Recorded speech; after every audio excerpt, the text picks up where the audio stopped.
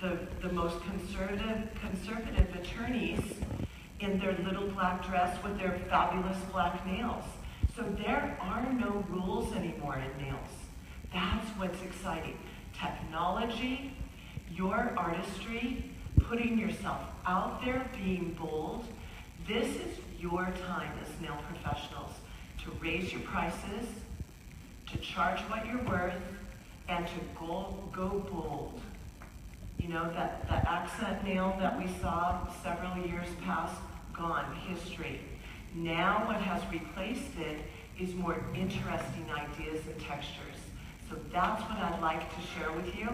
And this is a fall preview. So we just came out of the fall runway shows. We were in New York. We did the Blondes, Libertine, and Jeremy Scott. Then we went on to London. We did Simone Rocha, who just got nominated British Designer of the Year, so it was an honor to do her show. Ryan Lowe, an up-and-comer, also an award winner for being kind of a newly inspired designer in London. And then we went on to Milan. We haven't been to Milan in a while, and a dream came true in working with Pucci. Do you know the designer Pucci? Famous for the Paisley prints and zebra prints, and I'll tell you the whole Pucci story. We also did Moschino, and you know Moschino, the designer is Jeremy Scott as well. And so coming out of those shows, we saw 3 key emerging trends. It was really interesting. 3 different cities, several completely different designers, and what came out of it was a consistent trend that emerged, that if you adopt it now and start practicing now, come August, let's say August, you'll be able to show your clients what's hot, what's new, and what's relevant. So I'm going to get into the trends, but this first picture, so we kind of took the runway shot and embellished it a little. What I love about this shot, do you see? The model has blue mascara, and then she has green and black zebra print nails. So when we met with Pucci, my dream in life was to have this meeting with Pucci and have them say, we would love for you to do every Pucci print on a nail. And we didn't have a lot of lead time. So it was like my worst fear, but my greatest hope that that's what they would say. And we walked into their showroom, and they had 3 dynamic Paisley prints, 2 amazing zebra prints. Their whole entire collection told the story of Pantone colors, clean Pantone shades. It was all a celebration of color.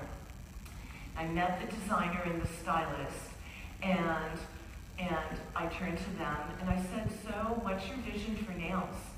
And they said, we were thinking it might be really fun to do every Pucci print on the nails. Can you imagine? An Italian designer, usually they're quite conservative. And so we only had 12 hours, believe it or not, to pull it out. We had to use some tricks, you know, finding, if I were to replicate what we did, I would do a custom plate with the Pucci print, use Vinylux, do the stamping over a base Pantone shade of shellac, and then paint by number, you know, once you stamp the Paisley. And we cheated a little for the show, but come fall, that's the approach we'll take. Quick, easy way to do Paisley, zebra, any kind of print. Very, very exciting. But beyond those prints, let's talk about some of the really, really exciting trends. So the first trend that I'd like to talk about is called settings and frames. And settings and frames, this is sort of a faraway picture. I'm going to give you a closer shot. But settings and frames is the notion of taking whatever texture you put on a nail.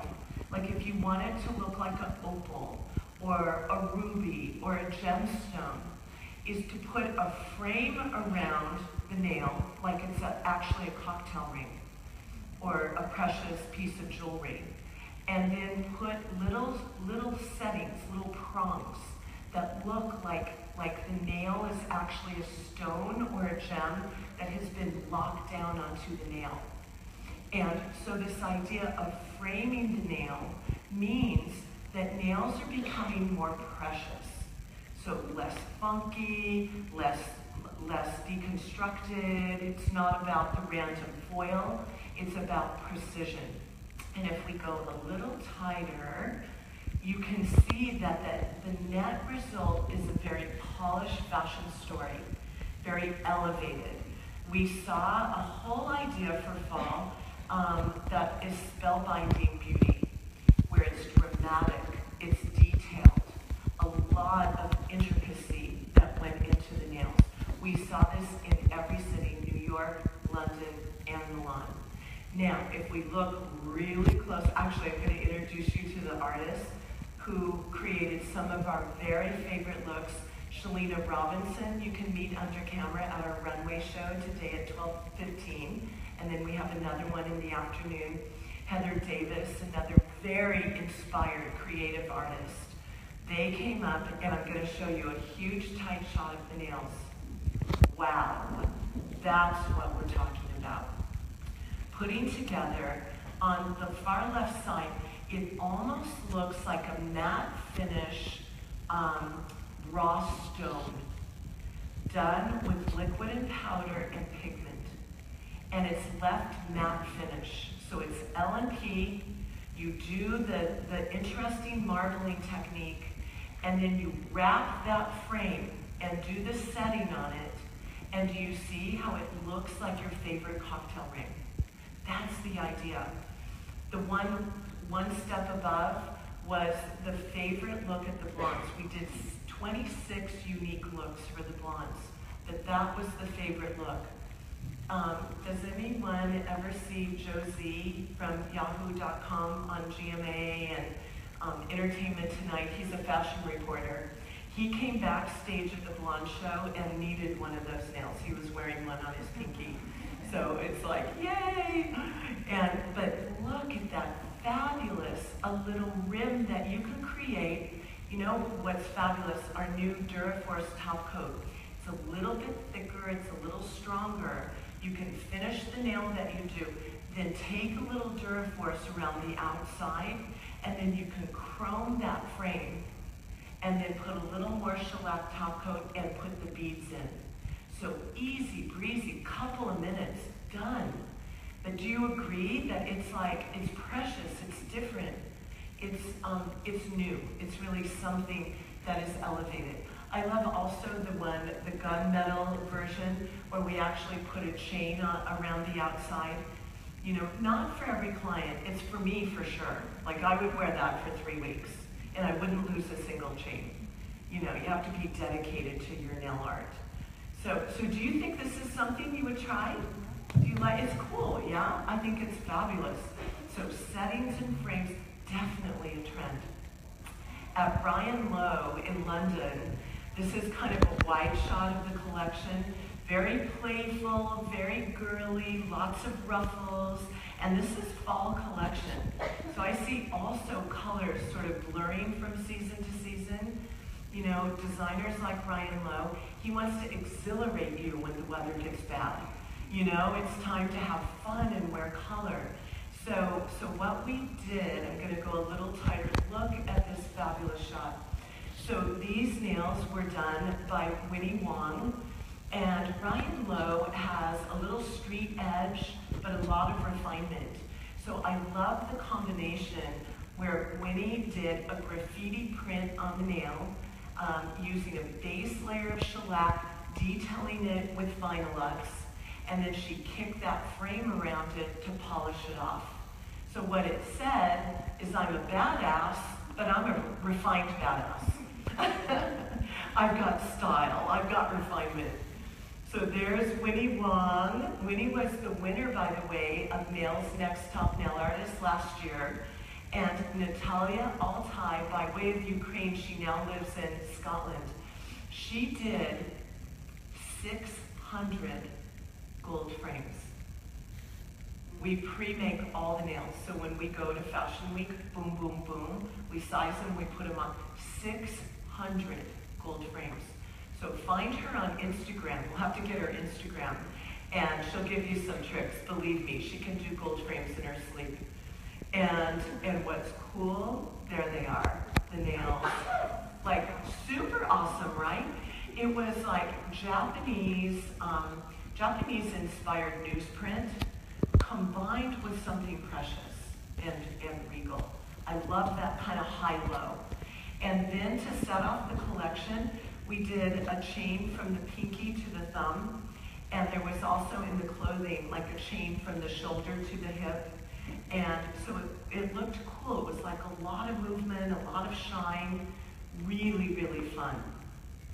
So that's, yeah, settings and frames definitely coming down the pike. My second trend is what we're calling spines. And you know the dog, the Ridgeback dog, who has like that ridge going down his back? It's like so interesting illusion that it creates. That's what spines are. This is Philippe Blonde, one of the two blondes. Blondes are a design duo that have been in business about 15 years.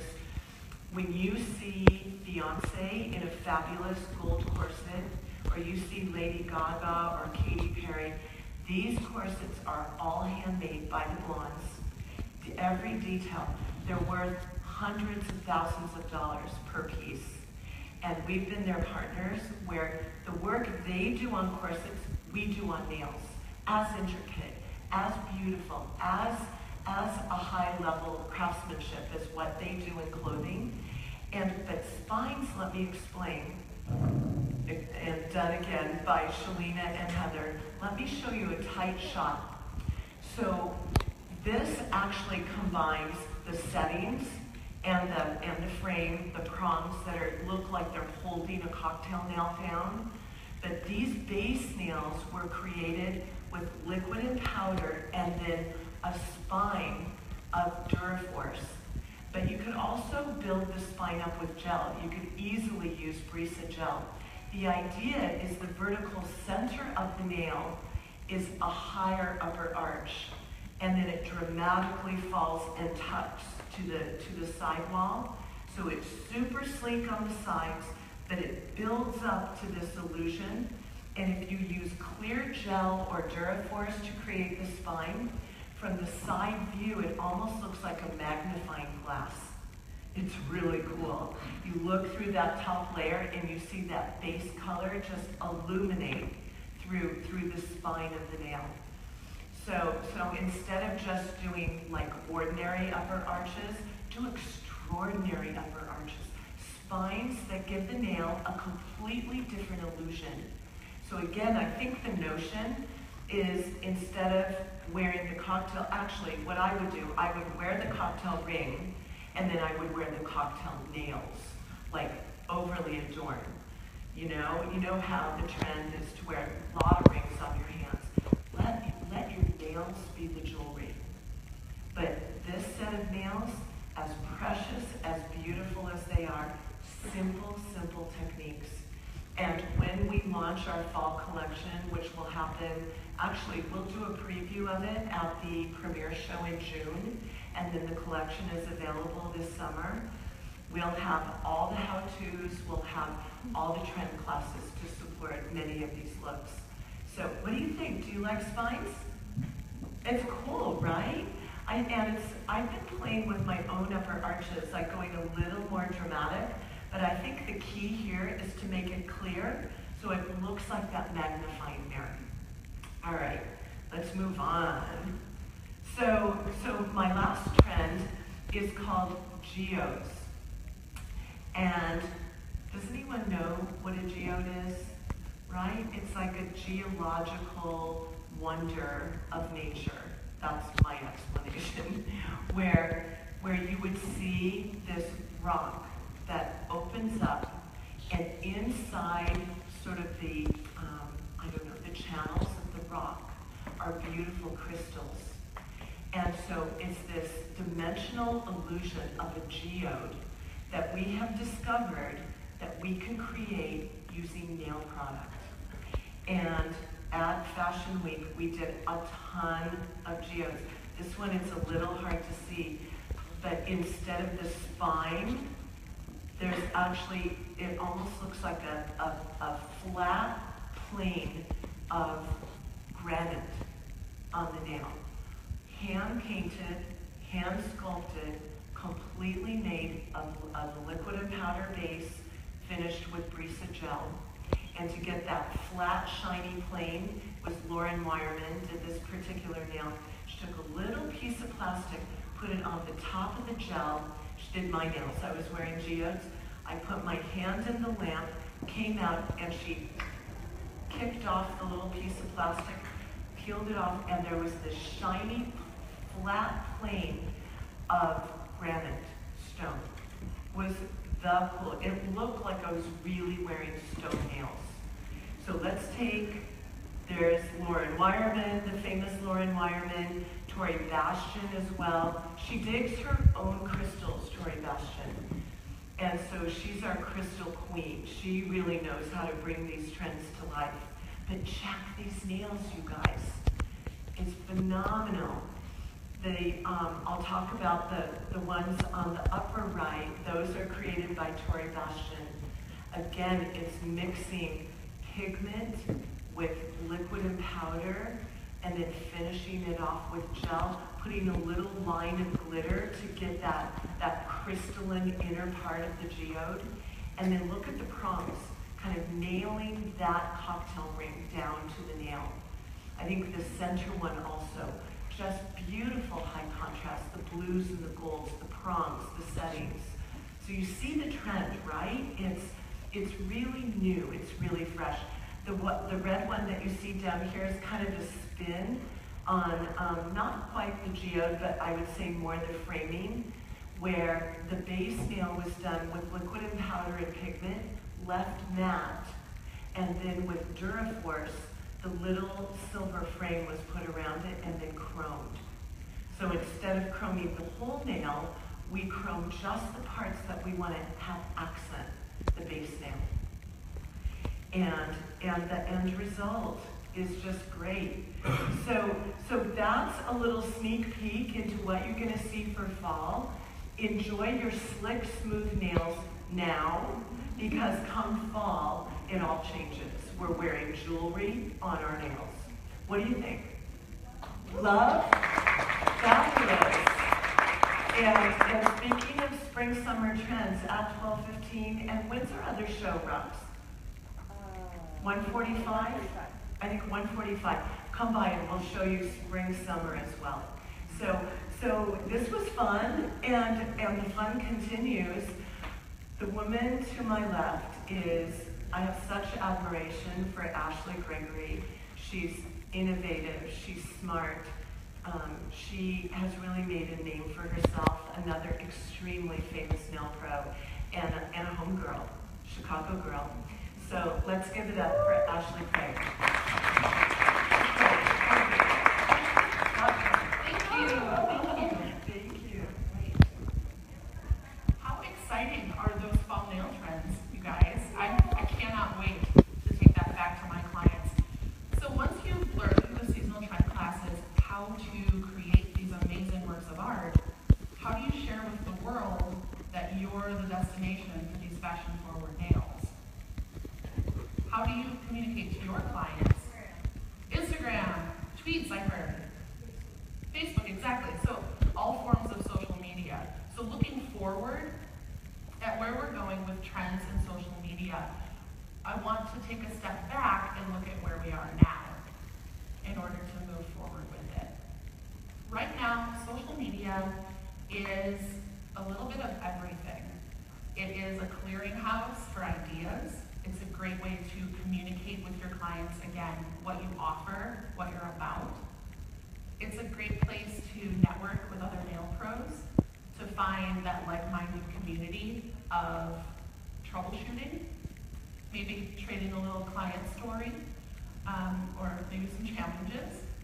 And it's also a great place to find products that are going to work for what you need in your salons, for your clients, etc. Social media is a bit of a bear. How many of you have ever asked yourself, what do I post? You're looking at that blank screen and thinking, what am I going to put up that's going to resonate with my clients, that's going to advance me as an artist, but also what's going to make me money, right? So right now, social media, everybody is using it a little bit differently. The industry, there are some influencers and industry leaders who have seemed to crack this code of social media. So right now, at this very moment, as we sit here in this beautiful classroom, the definition of success on social media is 100,000 followers on Instagram, right? It is having more than 50 likes on a post, right? That feels good, doesn't it? When someone takes the time to follow you or to click like on your photo, I mean, you feel that deep down, like, I am doing great, right? So what I'm challenging everybody in this room to do today, and the trend forecast that I have for you on social media, is to flip that definition of success. Because I don't know about you, but my landlord does not take followers as payment for rent, right? So moving away from that definition of success of, if I don't have a lot of followers, I'm not doing it right, into making a singular focus. Using your social media as a tool to feed your business, not the other way around. So I understand when you're feeling discouraged, you've put up this beautiful set of nails. Your client is thrilled. You put it up, 2 people like it, and one of those people is your mom. And you're thinking, did I not post it at the right time of day? Is my photo not great? Does it not translate what's happening in real life? We've all had that, beautiful glitter, and then you take a photo and it looks flat, right? So in order to get through that discouragement, some people will just abandon social media altogether. Well, this is, I don't have time for this. I'm just going to focus on my Facebook page, and people will find me if they want to find me. On the opposite end of the spectrum, when you're feeling discouraged, what we want to do is tag the world. Notice me. Look at my stuff. You click on the photo and there's, 30 tags of different brands. You're tagging all of the nail publications. You're tagging C&D. Please, see me. I'm special. So instead of tagging the world, we're going to talk a little bit about moving forward, how to get to, hashtag goals on your social media. I'm challenging everybody to shift the paradigm away from followers and likes equals success to using your social media as a tool for client conversion and client retention. What do those mean? I come from the retail world, so we like to talk a lot about conversion. When someone comes into your store, what are the actions you're taking to convert them from a looker into a buyer, right? So we're going to come back to those 2 words, conversion and retention. Retention refers to your current clientele, who if they were asked on the street, where do you get your nails? They would list your salon and no one else's.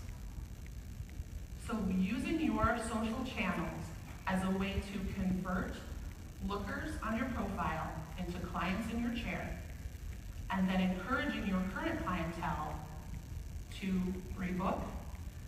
Maybe sometimes they need a little help in coming in maybe a little more often than every 4 weeks. So instead of focusing on success as so many followers and oh my gosh, those people must just be riding around in beautiful luxury automobiles because they have this many Instagram followers. While that's true to an extent, again, how does that make them money in their salon?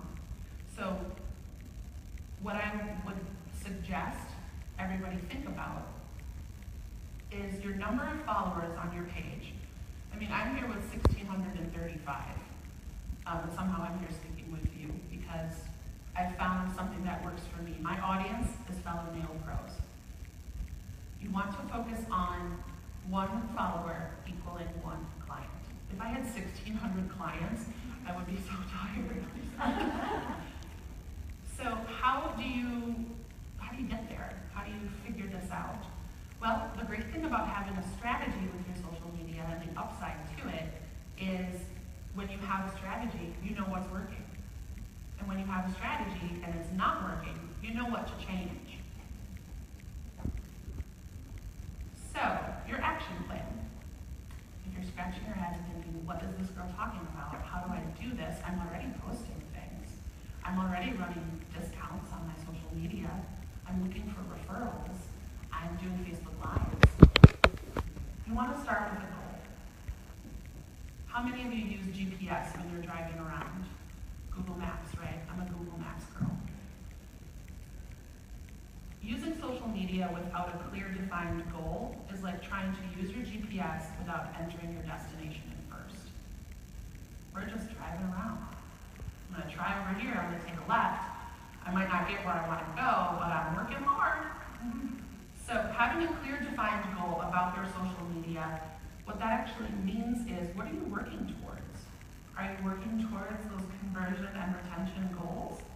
Are you working towards getting noticed by a brand to potentially become an educator?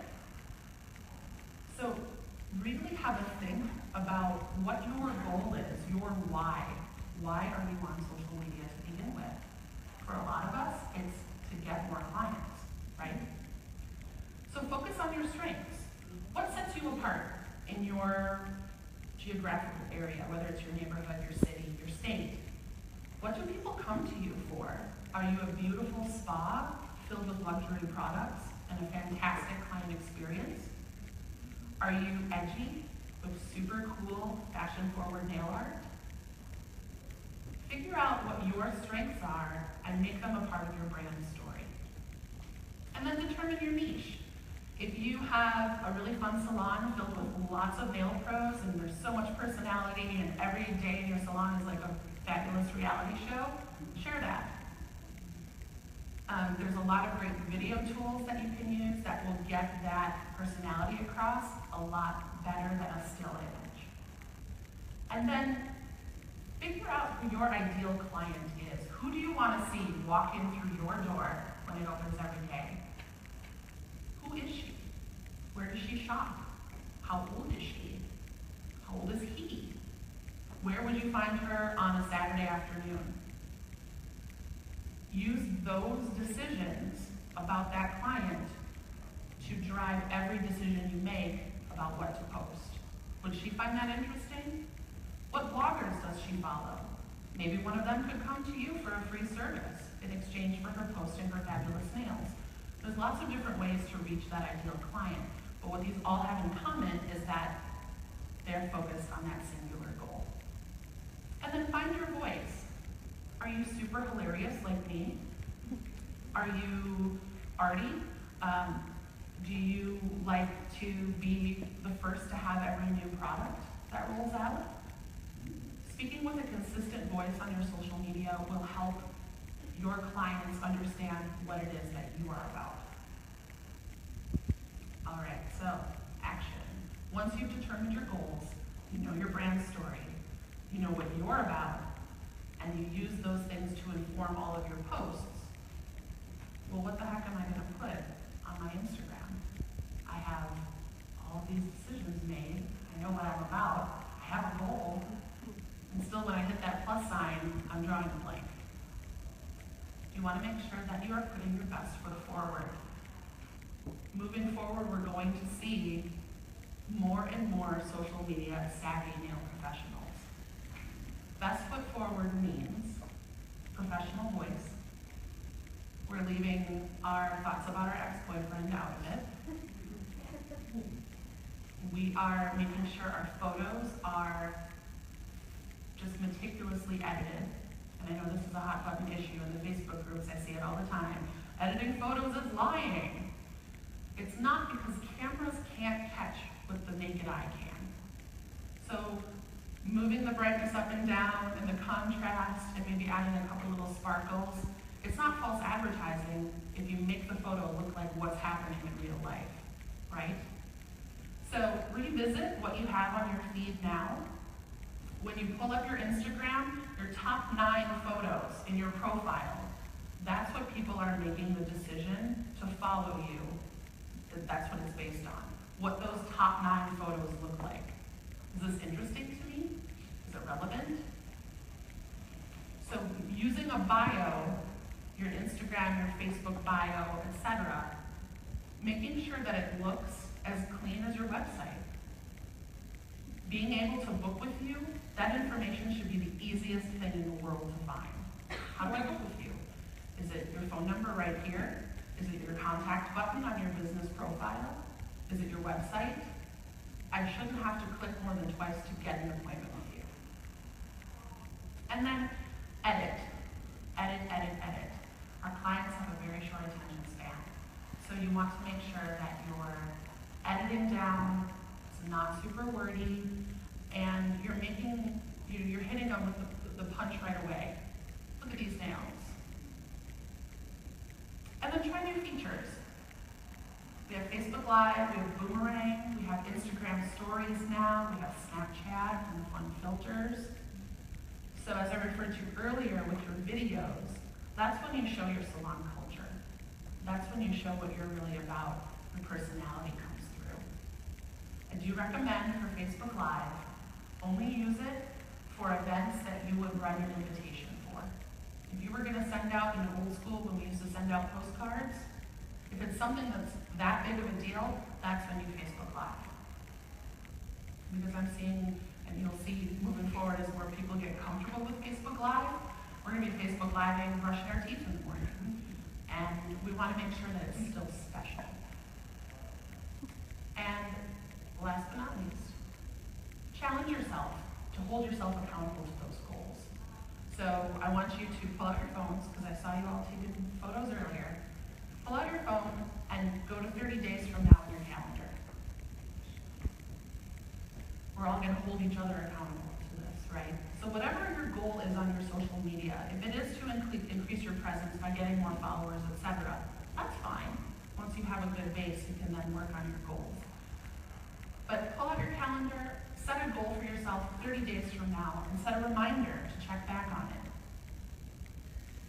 Even your goal could even be, I want to refine my voice. I want to make sure that my posts all speak to my ideal client. It could be something as easy as that. And then when you set a reminder in 30 days, you'll see, okay, what progress have I made on that? The best thing about goals is checking in on progress. Whether it's good or bad, then we know how to course correct. And you can do that for 60, 90 days, and so on and so forth. Holding yourself accountable to these goals is a great way to check your progress and see how far you've come. So I encourage you to visit, a little plug here. My website is thenailscape.com.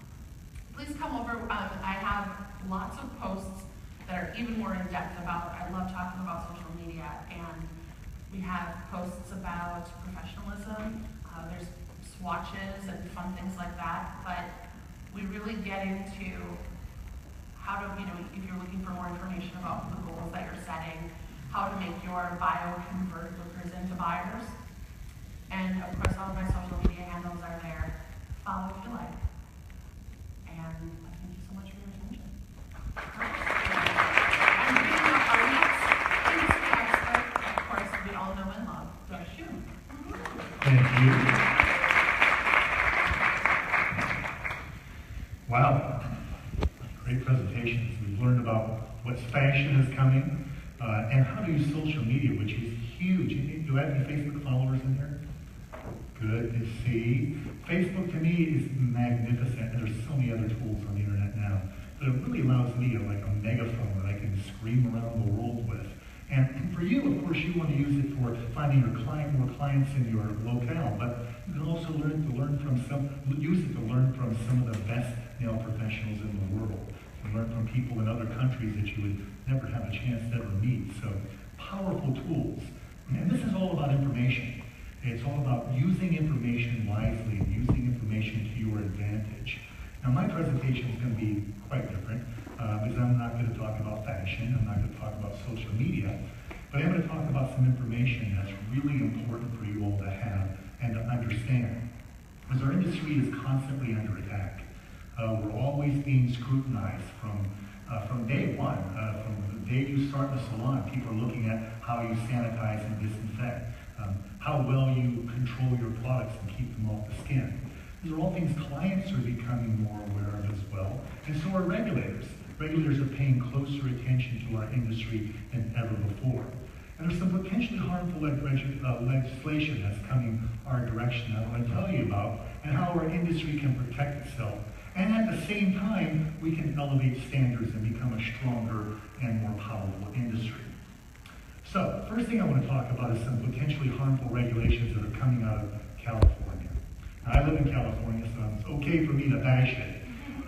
But California oftentimes inspires some other states to develop regulations. And sometimes these are good, but they can also be not so good. And right now there's something going on in California that I'm deeply involved in. It's called the California Safer Consumer Products Program. And they're focusing on nail products specifically. And what they want to do is they want to find out more about the industry.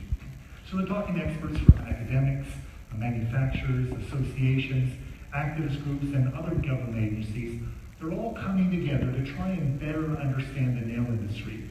Because think about it from a regulator's point of view. The nail industry, a lot of them are men, if not mostly, and the nail industry is like a black box to them. They don't know anything about the industry. But their goal isn't to shut the industry down. They want to make the industry better, safer, and stronger. So that's actually a good goal. And what they're trying to do is they're looking to manufacturers and products and saying, how can we improve the safety of these ingredients by looking at alternative formulations? Well, first off, that kind of presumes something, that manufacturers don't want safer products. Of course they do.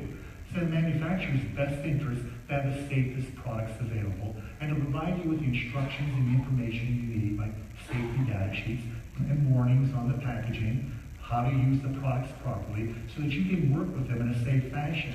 Because anything can be safe and anything can be dangerous. Bananas are pretty safe, but a banana peel on your bathroom floor in the middle of the night wouldn't be a very safe thing. So we have to understand how to use our products in a safe fashion.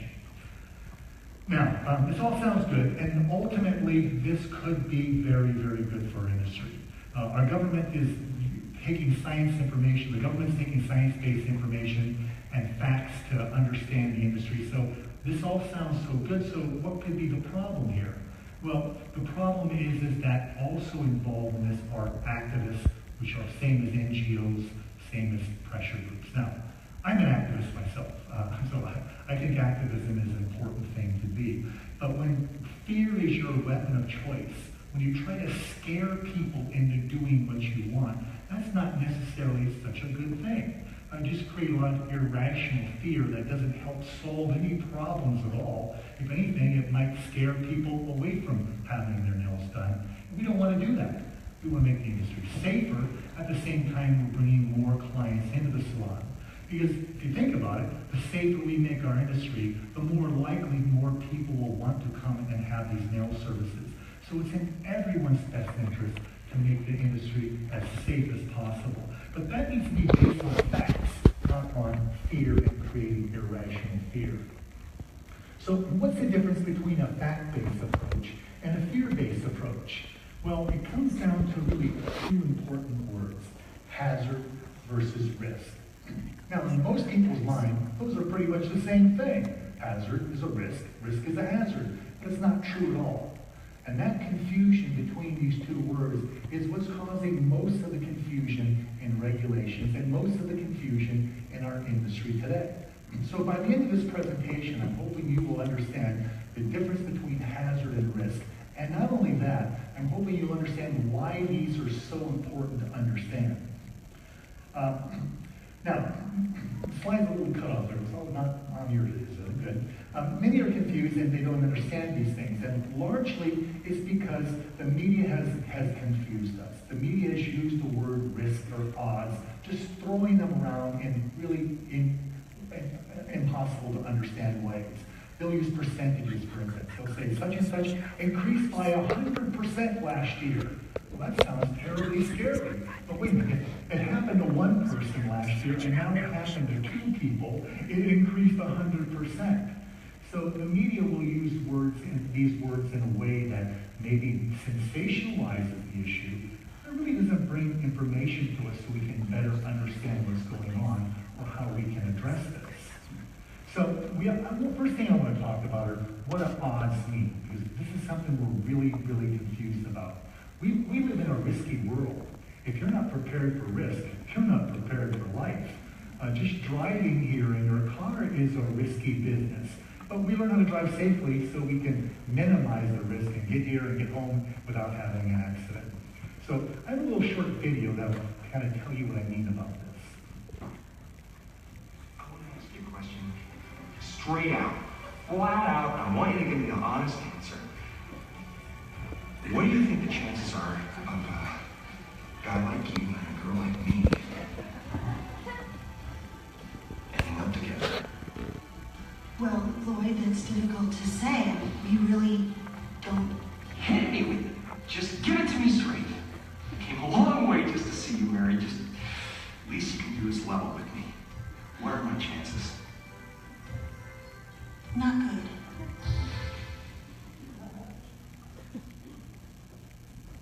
You mean not good like 1 out of 100? I'd say more like 1 out of a million.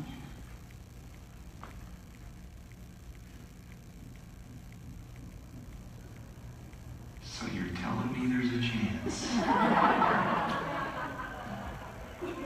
Yeah! Now, I love this video because obviously he doesn't have much of a chance, but it's all in how we interpret things, how we interpret these things called odds or called risk.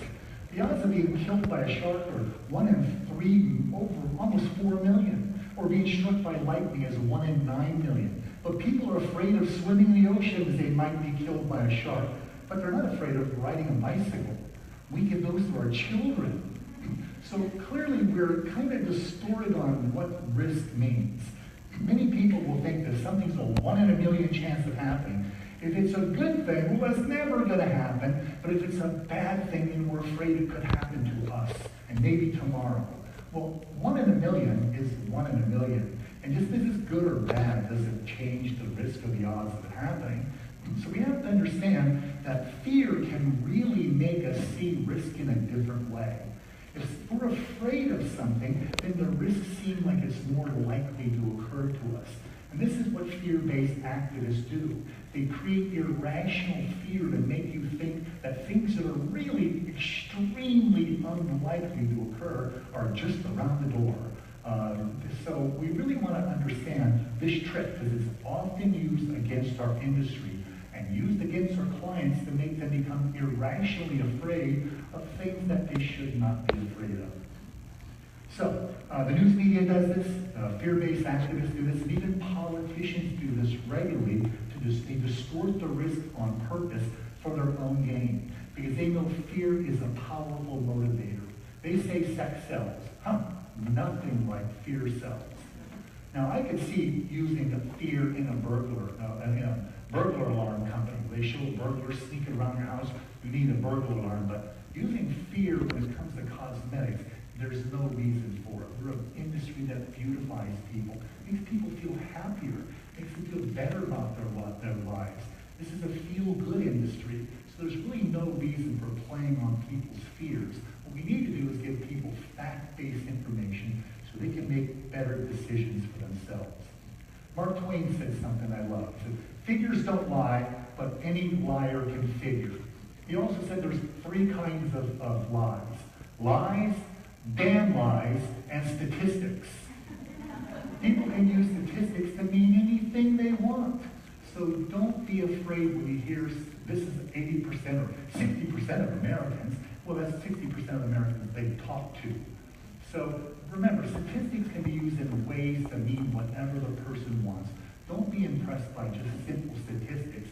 Really dig a little deeper and find out more about the stories than just the big headlines. Headlines are deceptive and will fool you. So what is the risk? What is the difference between risk and hazard? I told you that was my main goal today, to make sure you understand these differences and why they're important. So So we show you another short video. This video comes from an association in Canada that I greatly love and admire, called Canadian Cosmetic Toiletry Infection and Fragrance Association. They're as concerned as I and others are about how this risk versus hazard thing has distorted the conversation and made people afraid of things that they really should not be afraid of. So let's take a moment and watch this short video from the CCTFA. Hello. Have you heard? Don't wash your hair. There are harmful chemicals right in your shampoo. Don't wash your body. The soap may cause cancer. Don't use lipstick either. It's full of lead. Scared? Is there reason to be? Is this even true? Let's look at the big picture so you can decide for yourself. Pressure groups are constantly telling us that we may be at risk from carcinogens, mutagens, or reproductive toxins in the beauty products we use every day. Government agencies tell us that it's safe to use beauty products, and all you want to be is clean, smell nice, and look good. Fact or fiction? What should you believe? Personal care products are safe, provided they are used as intended. This is fact. The law in Canada, the European Union, the United States, and most other jurisdictions empowers government regulators to take whatever action is necessary to ensure that products are safe. As a result, the products that are on the market today from legally compliant companies are safe products. Some pressure groups have identified certain cosmetic products that they say may contain known or suspected toxins. They also say that they are a risk to consumers. Yet, at the same time, government regulators inform us that these products are safe. So, who should you believe? Well, it all boils down to the safety or risk equation. In a nutshell, the safety or risk of anything we are exposed to in life basically comes down to two equally important factors: hazard and exposure. Hazard is the inherent nature of something to cause harm. Exposure is how and how much we come into contact with that hazard. Together, they determine the likelihood of potential harm. In other words, we need to consider both hazard and exposure to really understand the risk to our safety. When pressure groups warn us that there are toxins in a product we use and that we are therefore at risk, what they are really talking about is just the hazard part of the safety equation. They are essentially ignoring the importance of exposure. Well, let's be cautious. Let's have no exposure to these substances at all. That will certainly keep us safe. But dismissing the exposure part of the safety equation is not practical. It does not tell us what we really need to know. To illustrate the importance of exposure, let's look at an example we all know well: fire. Fire can be very dangerous, but we also know that it can keep us warm and cook our food. The inherent danger of fire to burn us is, of course, the hazard. The issue of whether fire is a safety risk depends on our exposure to that fire. A fire burning in a fireplace or wood stove keeping us warm is a very little risk. Lighting a match while standing in a pool of gasoline is an entirely different matter. Now that you get the two parts of the safety equation, here's an example of how it works in products we use. Several pressure groups warn parents not to use baby shampoos because of the presence of minute amounts of 1,4-dioxane, which may be a carcinogen. 1,4-dioxane is an unavoidable byproduct of the manufacturing process. Health Canada looked at these trace amounts and concluded that you would have to wash your baby's hair 620 times a day, every day, to be exposed to an amount that would be a concern to your baby's health. Certain pressure groups have also warned about tiny trace amounts of lead that may be found in lipstick, less than 10 parts per million. Health Canada looked at the same concern, and what did they conclude? You would have to eat not one, not two, but over 5 tubes of lipstick a day to get anywhere even near a level of concern. People don't eat lipstick, at least not intentionally, and certainly whatever little amount they ingest is far below 5 tubes a day. So again, what is exposure really about? Exposure is about context. And without context, how can any of us properly assess the real risk to our health and safety? So, the next time you hear some scary half-truths about the personal care products you use, don't be scared. Take a moment and ask yourself if you've really been given both sides of the safety or risk equation. Because when you are given all the facts, there really is nothing to be scared about. For more information, please visit www.cc.ca. cctfa.ca, www.cosmeticsinfo.org. Brought to you by the Canadian Cosmetic, Toiletry and Fragrance Association, CCTFA. Produced by Cartilage. I think that's a great video, because it breaks it down in a simple, understand fashion. And you can access this video yourself on YouTube. Just look up CCTFA. I'll say it again. CCTFA. That's the Canadian Cosmetic and Toiletry and Fragrance Association, CCTFA. And look, the equation. Short little video you can share with your friends. We start educating other nail professionals about this so we can understand the difference between risk versus hazard. We talked about 1,4-dioxane in there being in trace amounts in some shampoos. The reason it's in there is to make the shampoo even more gentle. And the activists will say, oh, they just do that to cheapen the product. It shows you how they distort the truth. This makes the shampoo simpler and safer for children, not more risky. In fact, they did a study on USDA-grown organic pineapples and tomatoes and found 1,4-dioxane in those tomatoes. Excuse me, and pineapples, because it's a naturally occurring substance that helps fruits to ripen. Activist groups that want to scare you don't tell you this kind of stuff. They just tell you what they want to tell you to create needless and irrational fear. That's all they want to do about it. They want to talk about the risk and say they don't want to talk about the risk, they want to eliminate the hazards. Now when I talk to them about this, I say, well, why can't we work together? They say, well, wait a minute. They don't think nail professionals can learn to work safely. They want to eliminate, because they think nail professionals can't work safely, they want to eliminate all potential hazards, no matter how small the risk. I talk about safety equipment and education and training. They say that's waste of useful. Ventilation, that's a waste, because all you're doing is teaching people how to work safely with things that we want you to get rid of. They kind of miss the point. Because if we get rid of the things they want us to get rid of, we're going to get rid of UV nail lamps, polish, acetone, disinfectants. They don't even like fragrances. In fact, they're against the most widely used white pigment in the world today, titanium dioxide, which will only harm you if you're working the titanium dioxide mine for your life and not wearing proper ventilation. And so they take the facts and they twist them in a way that makes everyone seem like they're at risk, when really they're not at risk at all. The risks are very, very low. And soon they'll even be coming after aromatherapy oils. Because aromatherapy oils contain tiny trace amounts of things that could be carcinogens at very high concentrations, but they're not at low concentrations. And a perfect example is the sun. We know too much sun exposure could cause skin cancer, but that doesn't mean we have to be afraid of the sun. We can manage our risk, put on sunscreen, wear a big floppy hat. We know how to work safely in the sun and make the sun our friend, not our enemy. The same is true with all products in the beauty industry today. So don't be fooled about claims that XYZ ingredients claim the scary things like lupus or hormone disruption or cancer. They use linked in a false way. They use it to suggest that they're tightly intertwined or closely related. But like the slide says, it could be your second cousin that lives 1,000 miles away you've never met. You and I are linked right now because we're talking. It doesn't mean we're married. And that's what they're trying to do. They're trying to say linked means this is going to happen to you, and it doesn't usually mean that they're directly related.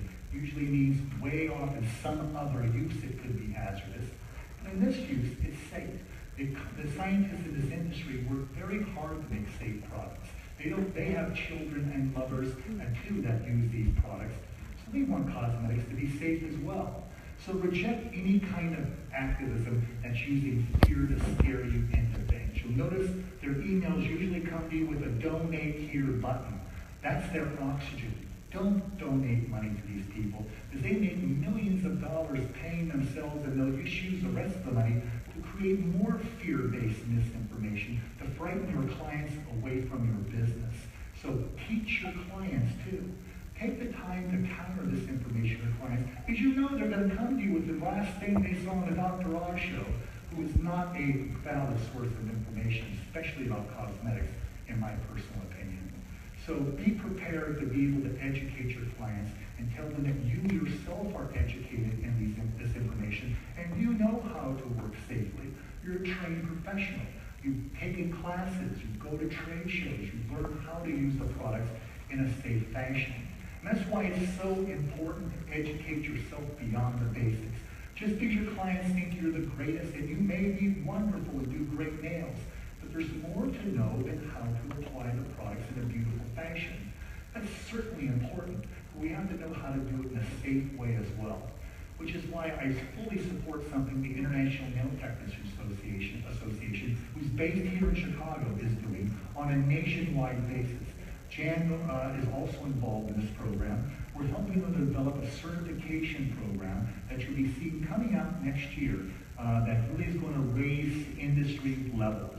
We really hope that you pay attention to this and get involved in this, because it's going to allow the certification course for the first time on a national level where we can get fact-based information, and this is going to raise the tide for the entire industry. And I think everyone will be on a solid basis of fact-based information, and will know what we can all agree upon and say that that's the INTA's goal. So watch for that. Another piece of information I'll tell you about, if you don't already know, if you're my Facebook friend, you've heard it to death. I have two books, one book out now called Face to Face with Doug Schoon. These are questions from nail technicians. It's not me lecturing to you. I'm answering questions that people sent me, and it's a Q&A format. First book is out already. You can get it on electronic version, you can get it on a printed version if you like, and on iTunes, Amazon, Nook, Kobo, all the major sites. Your bookstore key can get it for you.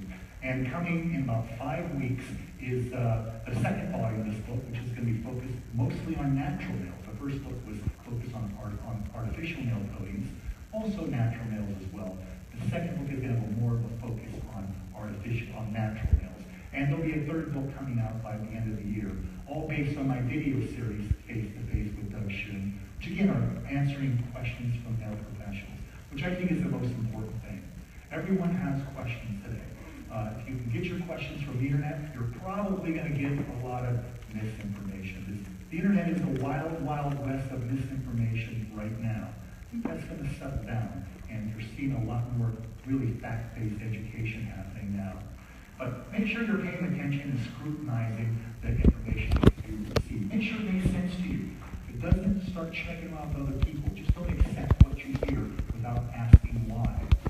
Socrates, 2,000 years ago, said something really important. He said, question answers.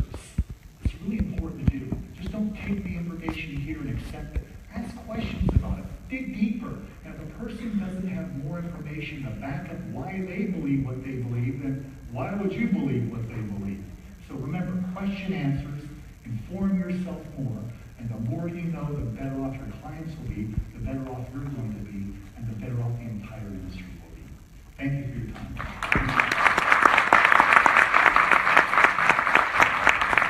Doug, I think that is my new favorite quote.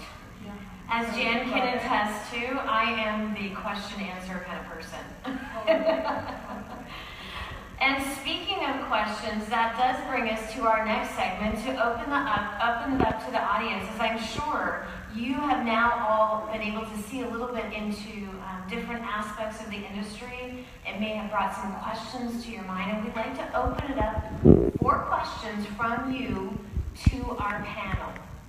Questions about fashion, questions about the nail industry, anything to do with social media, Thank you for watching. anything to do about regulations or